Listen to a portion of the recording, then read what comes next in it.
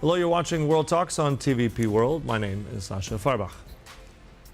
It's been 1 year since the deadly roof collapse at Novi Sad's railway station killed 16 people and ignited the largest anti-government protest Serbia has seen in decades. As grief turns into political pressure, with a mother on hunger strike demanding accountability and President Vučić now promising early elections, we'll look at what could be next. And joining us to analyze it all is Helena Ivanov, Associate Research Fellow at the Henry Jackson Society. Good to have you with us here on TVP World. Thank you for having me. I want to start, Helena, just give us your perspective. I mean, this has been a year. We've seen the images, the pictures, the street protests. What, if anything, has changed in that year, and can that momentum continue? Well, I think everything has changed. The collapse of the canopy, which was supposed to be the monument to progress, the monument to building infrastructure across Serbia, has turned into a monument of corruption, and corruption that actually kills. In that year, we've seen people demand justice and demand accountability to an unprecedented level, led by the students. The students have walked hundreds and hundreds of kilometers across the country, organizing a major protest in every city in which they've arrived. We've seen 350,000 people gathered in Belgrade in March, another 150,000 gathered again in June. Just yesterday, 365 days after the collapse of the canopy, we've seen more than 100,000 people gathered in Novi Sad. Throughout the year, we've seen blockades on a daily basis, people standing in silent vigil every day at 11:52 a.m. to block the roads to commemorate the victims for those 16 minutes for 16 victims. And despite everything that the Serbian government has tried, nothing has stopped these protests. And the students are now supported by the citizens. And there is one clear message, one clear demand, which is snap elections.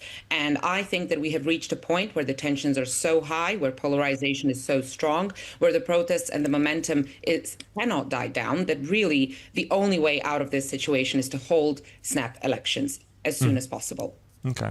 I mean, we see the images there. We've seen, as you said, many protests. We've seen the numbers. You mentioned them there as well. I mean, this momentum has continued. How do you respond with saying that, well, I mean, this has still not changed Vučić. He's still there. I mean, his rhetoric has changed a little bit, but ultimately he remains in power. So what, if anything, now do you see after a year of all this? Is this really now going to have lasting political change, and what does that look like? Well, first, I want to say that President Vučić's rhetoric hasn't really changed. It is true that on the eve of the 31st of October, he came out and he apologized to the students. But this is not the first time that he has, in a way apologized or in a way offered a dialogue. But what's the problem in practice is that his words very rarely match his actions or the actions of those that support the Serbian Progressive Party. Just as President Vučić was supposedly apologizing to the students, supporters and thugs of his party were trying to beat up the students who walked from Novi Pazar to Novi Sad. In addition to that, all the trains across the country have been stopped to prevent the people to come to Novi Sad who wanted to come to the protest. On the day of the protest itself, there were a lot of reports that electricity and water supply was shut off in Novi Sad. So I don't necessarily think that the rhetoric has really changed, or that we can expect President Vučić to change his behavior. In terms of the implications of these protests, look, President Vučić has been in power for 13 years with an increasingly tighter grip over key institutions in Serbia, with substantial democratic backsliding taking place. It isn't easy to remove someone like that from power, and that takes time. But what I think this year has showed is that the citizens are unwilling to give up. I think that there is a sense among the protesters that really it is now or never. And if they let this momentum go, if they allow these protests to die down like many others that we've seen in the previous 13 years, people are here worried about their future. And I think that the mother of the victim going on a hunger strike outside of the Serbian parliament, outside of the tent camp that was established by the supporters of the Serbian Progressive Party, I think that if that doesn't motivate people to go out on the street and continue to demand snap elections, really nothing else will. So I do not expect the momentum to die down, but I expect this struggle to go on, and I do not expect it to be short. I think it will take time to force President Vučić into a corner to call for elections, and then it's going to take even more time to ensure that those elections are actually free and fair.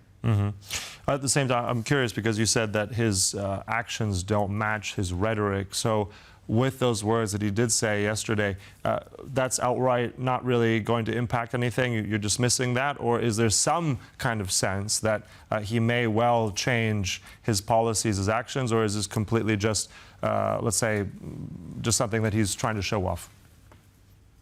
I think his apology that came on the 31st of October basically came because there was a certainty that a lot of people will be coming to Novi Sad, and I think he wanted to use that opportunity to come across as someone who wants to strike a reconciliatory tone and bring about some kind of a resolution. But just yesterday, as the mother of a child who died below that canopy came outside of the Serbian parliament to go on a hunger strike, Vučić has called everyone who came to show support for her cowards. He has continued with his rhetoric that the student protesters are Nazis and that student protesters are terrorists.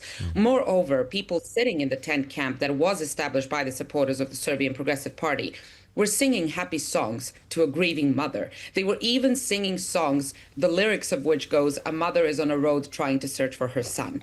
I think that when we see this kind of travesty taking place by the supporters of that party, it's very clear that the Serbian Progressive Party has absolutely no intention to show any kind of empathy to begin with to the grieving citizens, to a grieving mother, let alone change policy course and actually, fulfill the original demands that the students had, for example, one of which was to publish all the documentation pertaining to the reconstruction of the train station or anything else. I just do not see from the behavior of the government any real reason to think that the government wants a reconciliation. I think the government wants an absolute victory in this case. They want the momentum to die down. They want to shut down the protesters. And basically, they're constantly trying to consolidate power and put themselves back into the same place in which they were the day before the canopy collapsed. But I just don't think that's an option, which is why we've seen a year-long series of protests and ever-rising tensions. Yeah, and on that, in terms of ever-rising tensions, we've seen this escalate. We've seen violence very much also employed by government authorities, people within protests staging certain violent protests as well. You say that government has no empathy. So, I mean, as these tensions ratchet up, where does that go? I mean, at some point, have we crossed a line? Will this eventually go into something far worse? I mean, will we see more violence on the streets? Is there still a chance for political progress here, or are we looking for some kind of other event? Well, I think the students have been pretty clear for the last year that they want their rebellion and their resistance to be nonviolent. For the 1st of November anniversary event, they've told all the citizens that they want them to restrain themselves, not to engage in any form of violence, that they should think about that protest more as a commemoration rather than a standard protest. Even throughout the year, as we've seen the blockades and the protests take place across the country, the students have always made their message very clear. They do not violence, they do not support violence, and they ask the citizens not to engage in violence. Even in instances where the students have asked for civil disobedience, they have also made it pretty clear that they do not want this civil disobedience to be violent. They call for nonviolent civil disobedience. So I really think that any violent escalation that we've seen in the past or any that we may see going forward is really unlikely to come from the student movement themselves, given how clear their messaging has been on the issue. In terms of where do we go from here, do I expect some friction again to occur, some violent incidents to occur? Of course, they've even occurred last night when we've seen the supporters of the Serbian Progressive Party throw stun grenades at the protesters who came to support the grieving mother on a hunger strike. But I really think, if we want out of this situation, if we want that political progress to take place, the only thing that can get us there is elections. All right. Until we get there, there's also been a lot of nationalists and far right in this. Some may say they're hijacking to a certain extent the whole protest movement. What is their role in all this? How do you see that play out? Well, look, throughout the protests, yes, it is true that we have seen certain memorabilia that can be interpreted as Serbian nationalism or more, going more to the right side of the political spectrum.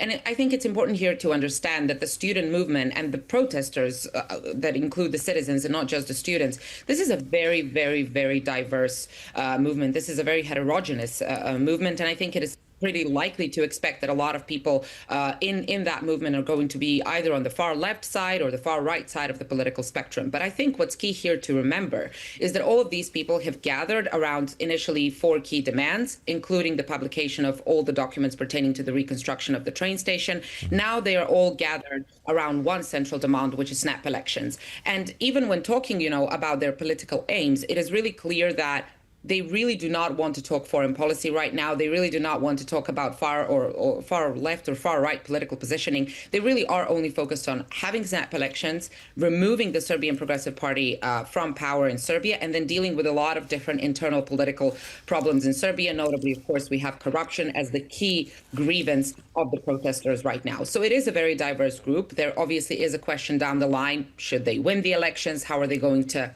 navigate those political differences that they have? But I think at this point, they have prioritized things that unite them as opposed to the things that distance them from one another. Yeah, I want to ask you on that. I'm curious, Helena, because you said, the push here is for snap elections at some point, political change, navigating certain things. Navigation requires some kind of direction.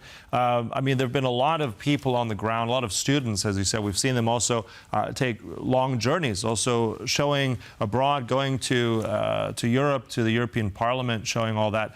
But we're really lacking a clear leader in all this. How much does that hem in the movement here? I know that it's a dangerous situation, but do you see at some point that there needs to be some kind of leadership arise out of all of this?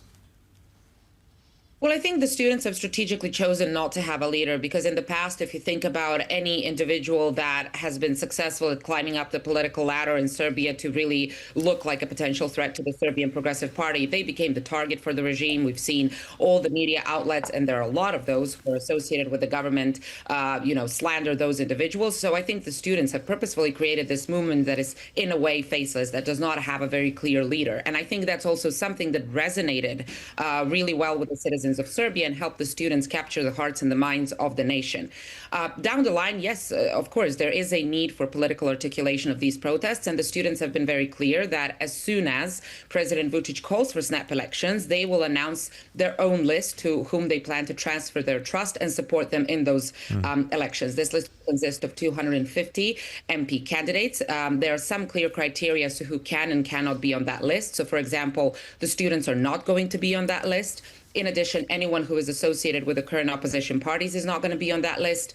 Anyone who is now associated or has ever been associated with a member of the coalition government can also not be on that list. So we can expect this list to be full of new faces that have not taken much part in Serbia's political life. The students say that this list is almost complete, but they have also said that they will not publish the names on that list until President Vučić calls for snap elections. Okay, so still a process until we see some kind of leadership arise, but as you said, that may be forthcoming. I do want to ask you as well about the project itself in Novi Sad. This was hailed as an infrastructure project, a high-speed connection, Novi Sad, connecting Belgrade, going to Budapest. Also in the documentation, it does seem that this is connected to Chinese and also Hungarian influence. How much has that played a factor in all this? Just really briefly at the end. I think it played a huge role because I think one of the key platforms that the Serbian Progressive Party is running on is how much better the economy of the country is, but also how much they've contributed to the infrastructure. What has emerged so in a way, a monument to what they claim is their key platform has collapsed and killed 16 people. I think in addition to that, it's important to highlight that it has emerged that the train station did not actually have a permit at a time when it was opened, and that actually people were killed at what was considered a construction site because it never had a permit to actually be in operations. Okay. So as you called it there, and I think as many will call it, a monument of corruption. I think that's an interesting case. And I think also we continue to see this massive movement, and we'll see how it develops, if that political change will come, as you've said, as many Serbians and especially young students are demanding it. Look, we'll close it there. Thank you so much, Helena Ivanov. Appreciate all the insights today. Thank you. And thank you for watching. That concludes World Talks. But as ever, stay tuned right here on TVP World for more. Goodbye.